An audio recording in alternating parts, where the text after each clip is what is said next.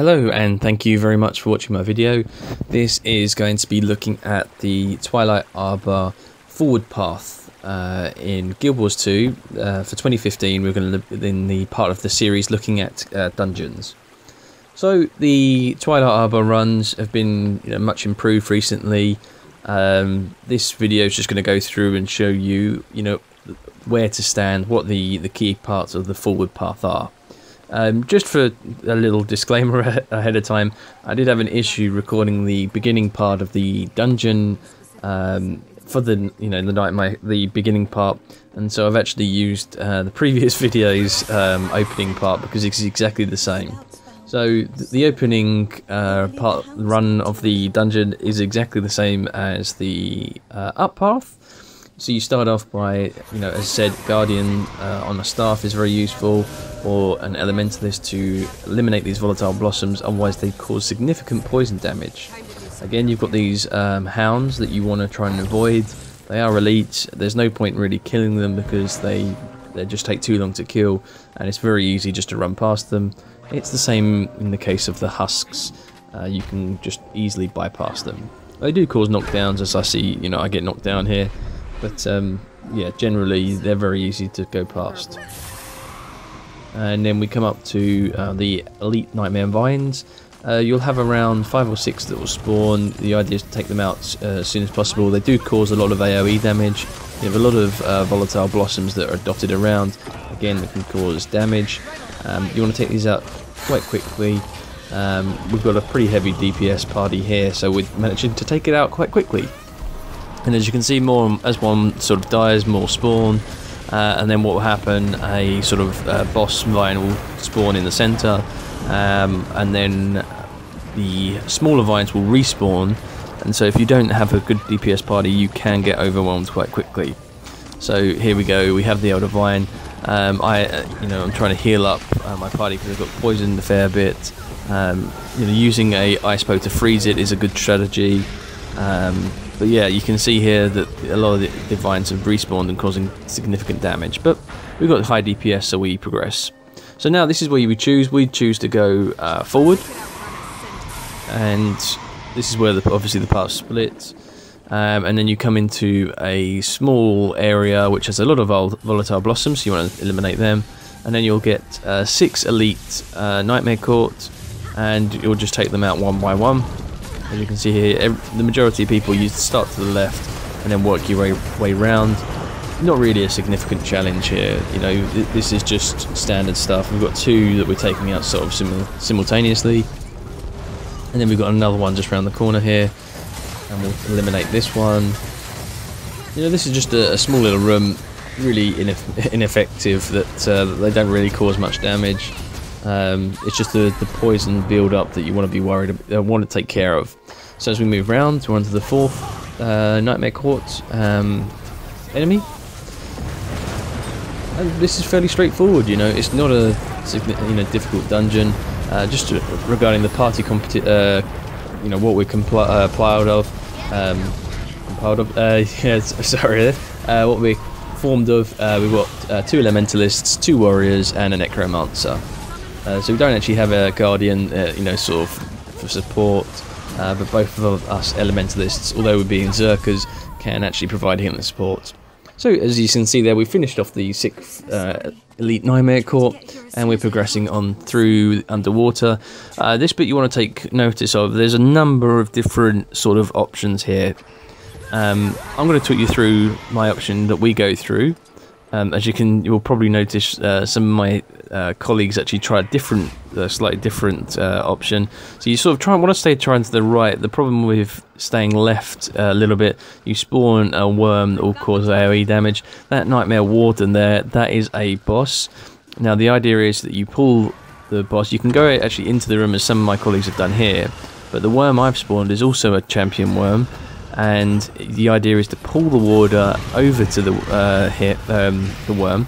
As you can see, the secondary worm is causing AoE damage because we actually, spawned it by going too close to the land. But if you stack here, you do get to take out 2 bosses at once. Obviously you want to try and take out them both. That way you get extra chance, more champion chests. and it's just an easy way. You know, we're not getting too. It's not too much of a challenge here. You know, we're taking this fairly simple. You can see that we've got a champ bag. So the worm's taken out, and we're just going to finish off the water. So one of my colleagues get down, and we have killed him. So there we go, and we move on to the next stage. That's a simple way. You know, you can pull and just take out the water if you want. You can pull them to the inside of this room here, but I don't find that too effective. Now we've got here these bubbles surrounding these Nightmare Court archers. You can't fire directly in them. However, elementalists can, because we don't actually fire directly, can cause, you know, meteor showers and ice storms can attack straight through. I'm getting attacked by both archers here, but if I try and fire a bolt, it will reflect back to me.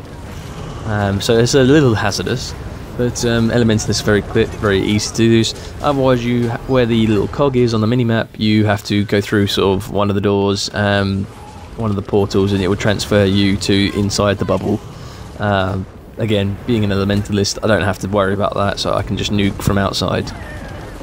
And that's it. So there's only 4 of them, they're all been killed. Next we have some hounds that we have to bypass. So what you want to do is you want to come up to the right, up to this slight ramp, let them pass a fair little bit. We've got some blossoms that are going to cause us damage, give us a bit of a speed boost here. And here we go. This is where I forget which way we're actually supposed to be going, which is to the right, not to the left. There we go. And we want to take a little bit of a break just to the right here, because we've got some more Nightmare Court that can cause a bit of damage. This is this is where you're going to spend a bit of time running past enemies rather than killing them, because it just takes so long to actually kill them. You're much easier just to bypass them. We're just trying to take out some of these blossoms because you can see the poison damage we're getting. My mobility is impaired. We're going to clear out some of my inventory while I'm doing this, and then you want to just take another rest here, let your skills recharge. We do get a couple of mobs that we need to bypass. They do cause cripple, and so you want to be wary of that. Take some either stability and some condition cleanse. So we've got 3 elites there. I've used reflect so they can't cripple me with my shield, and then we get another mob here. So you see here, I've just managed to dodge that attack. I'll set up another field, and then we've got 3 more enemies. They cause bleeding, and then we've got all these blossoms that's causing me significant damage. But we just want to try and use, unfortunately, my air achievements on cooldown, so I can't use the bouncing shot to sort of eliminate a lot of these blossoms. And that's the sort of difficult part of the dungeon done. That run there, when you have to run past 3 elite mobs, it can get pretty tricky, especially if you're squishy like me. We've got some more blossoms that we're going to need to wipe out, and then comes the part I love. You'll notice that I've got a stack of 5 stacks of precision. Here, for every kill, you know the Nightmare Pups, they're like 2 or 3 shots. You know, you takes them down, but it's increasing my accuracy. So for later on in the dungeon, for some of the other bosses, this is quite important. By building up these stacks, you're going to be, you know, helping yourself later on. If you've got like a sigil of the bloodlust, for example. So I'm just going to try and kill as many as I can, try and get those stacks up. There we go, I'm getting a hell of a lot of XP as well. And you see me running through. Nothing major danger. You want to come to the right a little bit just to avoid all these archers as well. And just fall down. And then we come to, you know, this is where sort of the paths rejoin again. This boss is a little bit different. This is a tricky boss, it can be from time to time. The idea is to stack here. You have 1 member pull, and this boss, it does hit quite hard, especially when his elites are over as well. So we're going to stack. We're going to get the might stacks coming up. So I just open a few champ bags, get rid of some salvage, all these common ones, and here we go. So we're going to pop some might stacks, and the idea will be, here we go, we're going to nuke these down, getting pretty heavy damage. We've got some good DPS going. I'm getting Lawrence, the tricky boss, so I've managed to freeze him there, which is going to allow us to sort of a bit of recovery time. I'm getting some good damage going down on him, but again, this is the primary strategy for this boss, is to pull him here and really take him down. Fortunately, we've got a good. It's a good team party, so we're really, you know, melting him quite quickly. Again, we'll try and freeze him, but he's already got his Defiant stacks up. So we're going to keep popping these the fire fields and the might stacks. See, I'm getting sort of 6,000, 4,000 damage, so it's all, you know, it's a nice hit. And there we go. So that's done. And we're into the final part of the dungeon. We're into the final boss. So it's been a fairly straightforward run, really. You know, it's not been too long. It's a fairly simple dungeon. If you've got a good party, it's a very quick run indeed. And again, we've got the nightmare tree that we have to kill. And so we'll just come out for its range of its first attack as it sort of absorbs Vivina. And a couple of my colleagues have gone in. I don't know if they're going to survive or not. We go for the first attack. There we go. Ah, okay, so they were fine. So here we go. We're going to pop the might field, you know, fire fields. Build up some might stacks. Oh, I don't appear to have done that too many there.